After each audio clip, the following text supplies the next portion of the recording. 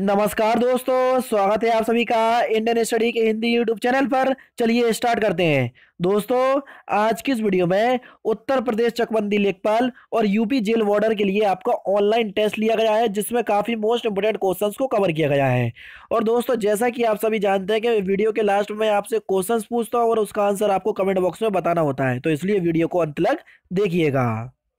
दोस्तों, मैं अनअकैडमी पर ही पढ़ाता हूँ, तो अनअकैडमी पर मुझे फॉलो करने के लिए डिस्क्रिप्शन में दिए गए लिंक से आपको अनअकैडमी का लर्निंग ऐप डाउनलोड करना है और वहां जाके आप मुझे फॉलो कर सकते हैं और मेरे द्वारा अपलोड किए गए कोर्सेज का लाभ उठा सकते हैं, बिल्कुल फ्री में। चलिए दोस्तों, स्टार्ट करते हैं और देख लेते हैं पहला क्वेश्चन। पहला क्वेश्चन दोस्तों आपके सामने ये रहा कि उत्तर प्रदेश का राज्य पुरातत्व विभाग कहाँ स्थित है, ये हमको बताना है।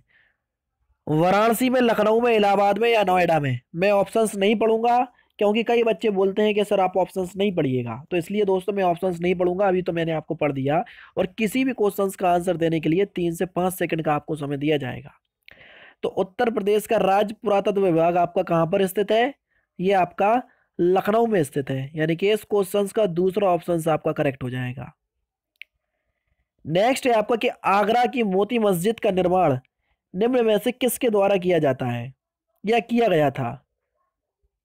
चार ऑप्शंस आपके सामने और देख लीजिए कि आगरा की मोती मस्जिद का निर्माण किसने किया था। तो दोस्तों, आगरा की मोती मस्जिद का जो आपका निर्माण है ये आपका शाहजहां ने करवाया था, यानी कि इस क्वेश्चन का तीसरा ऑप्शन आपका बिल्कुल करेक्ट है। नेक्स्ट क्वेश्चन है आपका कि एक मोटा आदमी किस कारण से एक पतले आदमी की अपेक्षा आसानी से तैरने में सक्षम होता है? बता दीजिए कौन सा सिद्धांत आपका कार्य करता है तैरने के लिए। अगर आपको थोड़ा भी पता है तो आप इस क्वेश्चन का आंसर बहुत ही आसानी के साथ दे सकते हैं। तो दोस्तों, आपका जो सही उत्तर है वो है आपका आर्किमिडीज का सिद्धांत, यानी कि इस क्वेश्चन का दूसरा ऑप्शन आपका करेक्ट हो जाएगा। नेक्स्ट क्वेश्चन और इंपोर्टेंट क्वेश्चन के उत्तर प्रदेश में चकबंदी योजना कब से शुरू की गई थी? 1947, 1955, 1977 या 1954? तो दोस्तों, अगर हम बात करें उत्तर प्रदेश में चकबंदी योजना की, तो ये आपकी 1954 से स्टार्ट की गई थी। कब दोस्तों? 1954, यानी कि इस क्वेश्चन का चौथा ऑप्शन आपका बिल्कुल करेक्ट है। नेक्स्ट है आपका कि उत्तर प्रदेश का सबसे अधिक जनसंख्या वाला जिला कौन सा है? चार ऑप्शंस आपके सामने हैं। आजमगढ़, मुरादाबाद, इलाहाबाद या मेरठ। तो उत्तर प्रदेश का सबसे अधिक जनसंख्या वाला जिला तो वो है दोस्तों आपका इलाहाबाद। इलाहाबाद जो है वो उत्तर प्रदेश का सबसे ज्यादा जनसंख्या वाला जिला है, यानी कि इस क्वेश्चन का तीसरा ऑप्शन जो हो जाएगा वो बिल्कुल करेक्ट है आपका। नेक्स्ट क्वेश्चन आपके सामने ये रहा कि किस भारतीय राज्य में दोहरी नागरिकता है? पंजाब, जम्मू कश्मीर, अरुणाचल प्रदेश या सिक्किम? तो जल्दी से बता दीजिए कि आपका सही उत्तर क्या है। तो बिल्कुल सिंपल क्वेश्चन है कि किस भारतीय राज्य में दोहरी नागरिकता है, तो वो है आपका जम्मू कश्मीर, यानी कि इस क्वेश्चन का दूसरा ऑप्शन बिल्कुल करेक्ट हो जाएगा। जम्मू कश्मीर राज्य में आपकी दोहरी नागरिकता है। बांदीपुर राष्ट्रीय उद्यान किस राज्य में है, ये हमको बताना है। मध्य प्रदेश में, राजस्थान में, कर्नाटक में या छत्तीसगढ़ में? तो जल्दी से बता दीजिए कि बांदीपुर राष्ट्रीय उद्यान जो है वो आपका कहाँ पर स्थित है। तो बांदीपुर राष्ट्रीय उद्यान जो है वो आपका कर्नाटक में स्थित है। कहाँ पर दोस्तों? कर्नाटक में, यानी कि इस क्वेश्चन का तीसरा ऑप्शन आपका बिल्कुल करेक्ट है। नेक्स्ट क्वेश्चन है आपका कि व्हीलर द्वीप का नया नाम क्या है? बहुत ही ज्यादा इंपॉर्टेंट क्वेश्चन, जल्दी से बता दीजिए कि व्हीलर द्वीप का नया नाम क्या है। इतना इंपॉर्टेंट क्वेश्चन है, ये समझ लीजिए कि आपके एग्जाम में जरूर से आ सकता है। तो व्हीलर द्वीप का जो आपका नया नाम है वो है आपका अब्दुल कलाम द्वीप। क्या दोस्तों? अब्दुल कलाम द्वीप जो है वो आपका व्हीलर द्वीप का नया नाम है, यानी कि इस क्वेश्चन का तीसरा ऑप्शन आपका बिल्कुल करेक्ट है। नेक्स्ट है आपका कि इलाहाबाद में माध्यमिक शिक्षा सेवा चयन बोर्ड कब स्थापित किया गया था? 1982, 1981, 1957 या 1964? तो जल्दी से बता दीजिए कि इलाहाबाद में माध्यमिक शिक्षा बोर्ड सेवा चयन कब स्थापित किया गया था। जल्दी से बता दीजिए। तो इस क्वेश्चन का जो आपका आंसर हो जाएगा वो हो जाएगा आपका 1982, यानी कि इस क्वेश्चन का पहला ऑप्शन आपका बिल्कुल करेक्ट है। नेक्स्ट है आपका डोगरी भाषा मुख्य रूप से किस राज्य में बोली जाती है? आसानी से बता सकते हैं आप, क्योंकि सिंपल क्वेश्चन है, कोई हार्ड क्वेश्चन नहीं है। ठीक है, कि डोगरी जो आपकी भाषा है वो किस राज्य में बोली जाती है, तो ये बोली जाती है आपकी जम्मू कश्मीर राज्य में। कहाँ पर दोस्तों? जम्मू कश्मीर राज्य में बोली जाती है आपकी डोगरी भाषा, यानी कि इस क्वेश्चन का चौथा ऑप्शन आपका बिल्कुल करेक्ट है। नेक्स्ट क्वेश्चन है दोस्तों आपका कि उत्तर प्रदेश में उर्दू को दूसरी आधिकारिक भाषा कब घोषित किया गया? बहुत ही ज्यादा इंपॉर्टेंट क्वेश्चन। 1986, 1982, 1989 या 1991? तो दोस्तों अगर हम बात करें उत्तर प्रदेश में उर्दू को दूसरी राजकीय भाषा में कब घोषित किया गया, तो ये किया गया आपका 1989 में, यानी कि इस क्वेश्चन का तीसरा ऑप्शन जो है वो बिल्कुल करेक्ट है। नेक्स्ट क्वेश्चन है आपका कि उत्तर प्रदेश का राज्य पुरातत्व विभाग कहां पर स्थित है, तो ये मैं आपको इस क्वेश्चन का आंसर मैं आपको पहले ही बता चुका हूं कि उत्तर प्रदेश राज्य पुरातत्व विभाग का जो आपका विभाग है जो आपका लखनऊ में स्थित है। ठीक है, तो ये आपका रिपीट क्वेश्चन है, कोई बात नहीं है आपकी। ठीक है, नेक्स्ट क्वेश्चन आपके सामने ये रहा, रीजनिंग का क्वेश्चन है आपका। नेक्स्ट क्वेश्चन के बांग्लादेश अगर ढाका से संबंधित है तो नेपाल किससे संबंधित होगा? तो देखो बिल्कुल सिंपल रीजनिंग है, बांग्लादेश की राजधानी है आपकी ढाका, तो नेपाल की राजधानी क्या हो जाएगी? नेपाल की राजधानी हो जाएगी आपकी काठमांडू, यानी कि इस क्वेश्चन का दूसरा ऑप्शन आपका बिल्कुल करेक्ट हो जाएगा।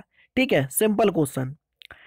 नेक्स्ट क्वेश्चन है, और दोस्तों मैं आपको बता दूंगा कि उत्तर प्रदेश चकबंदी लेखपाल का जो अभी सिलेबस नहीं आया है, तो जो आपका पुराना पैटर्न था कि जिस हिसाब से आपकी हिंदी पूछी जाती है, रीजनिंग पूछी जाती है, तो उसी हिसाब से मैं आपने आपका टेस्ट बनाया हुआ है कि बिल्कुल भी आपको कंफ्यूजन क्रिएट नहीं होगी। ठीक है, तो जैसे ही आपका सिलेबस आ जाएगा तो उसी हिसाब से मैं आपको मॉक टेस्ट प्रोवाइड करवाऊंगा। ठीक है, नेक्स्ट क्वेश्चन रीजनिंग का है, 15, 26, 48, 81, 125। तो जल्दी से बता दीजिए कि इस क्वेश्चन का सही आंसर क्या होगा। देखना 15 में हमने कितना जोड़ना पड़ेगा, तो 15 में हमने देखना 11 जोड़ा तो हो गया आपका 26। अब देखो जो रीजनिंग हम लगा रहे देखते हैं कि तर्क अपना सही बैठा या गलत बैठा। ठीक है, अब 26 में हमने क्या जोड़ा, 26 में हमने जोड़ा 22 तो हो जाएगा आपका 48, यानी कि 11 11 के गुणा गुणा से जोड़ रहे हैं हम। ठीक है, 48 में 33 जोड़ा तो 81, 81 में 44 जोड़ा तो 125। अब 125 में कितना जोड़ना पड़ेगा? 44 के बाद आपका 11 का गुणा दूसरा कितना होएगा?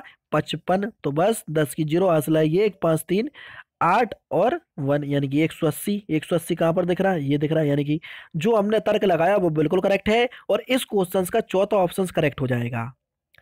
नेक्स्ट क्वेश्चन आपके सामने ये रहा कि अगर 13, 17 से संबंधित है तो इसी प्रकार से चार ऑप्शंस दिए हैं, तो बता दीजिए। देखो 17, 17 ये तो होगा नहीं, 19, 27 कितने का डिफरेंस है? 8 का, ये भी नहीं होगा।